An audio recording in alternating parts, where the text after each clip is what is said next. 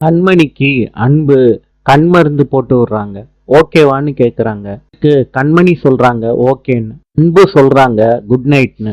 அதுக்கு கண்மணி மனசுக்குள்ள நினைக்கிறாங்க, நீங்க என் மேல எவ்வளவு கோவப்பட்டாலும் அதே நேரத்துல பாசத்தையும் வெளிக்காமிக்கிறீங்க.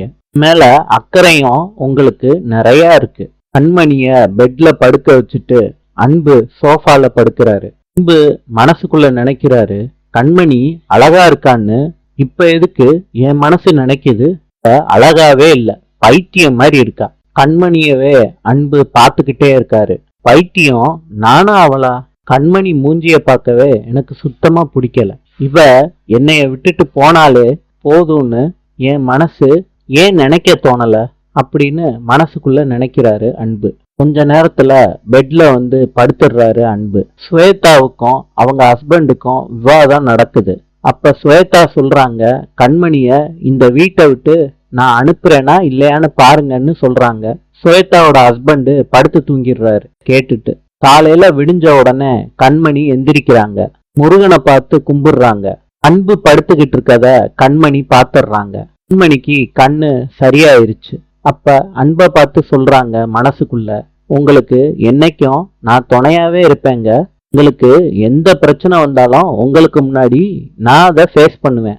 லவ் யூன்னு கிஸ் பண்றாங்க அன்ப. அப்ப கண்மணி சந்தோஷம் தாங்க முடியாம அன்போட சட்டையை போட்டுக்கிட்டு ஆடுறாங்க. அன்போட அக்கா அன்பு ரூமுக்கு வெளியவே நிக்கிறாங்க.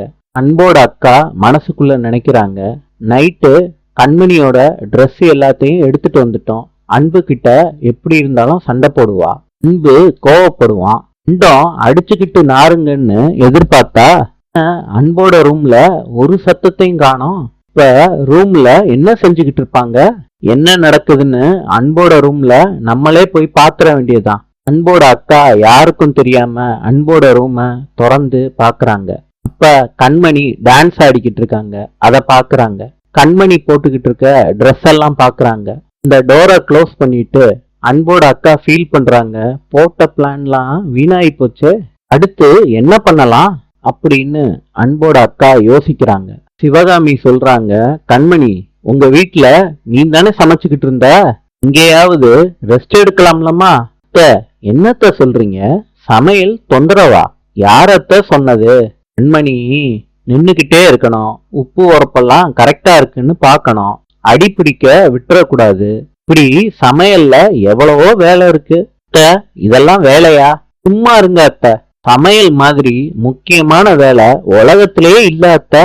எல்லாருக்கும் காமனானது பசிதான். பசிக்கு சோறு போடுற மாதிரி ஒரு புண்ணியம் இந்த உலகத்துல எங்கேயுமே கிடையாது. ஆனா கண்மணி, நீ கிச்சனை கட்டிக்கிட்டு அழுக போறியா என்ன?